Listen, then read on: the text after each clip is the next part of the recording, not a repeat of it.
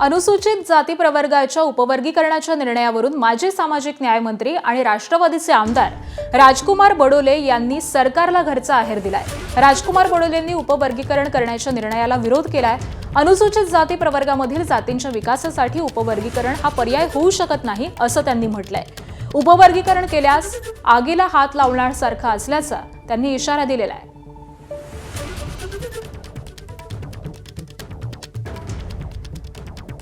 राष्ट्रवादीचे आमदार बडोले यांनी सरकारलाच घरचा आहेर दिलेला आहे।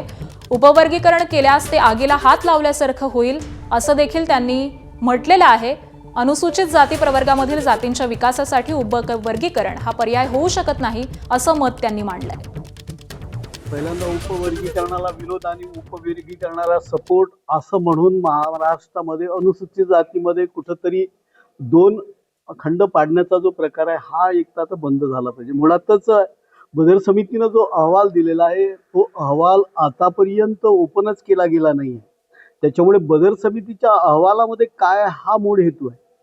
शेवटी अनुसूचित जातीचं उपवर्गीकरण करताना सर्वोच्च न्यायालयानं जे त्याच्यामध्ये गोष्टी सांगितलेल्या आहेत का उपवर्गीकरण करताना जो डाटा असेल तो डाटा वस्तुनिष्ठ डेटा घेतला पाहिजे, सांख्यिकीय डेटा घेतला पाहिजे।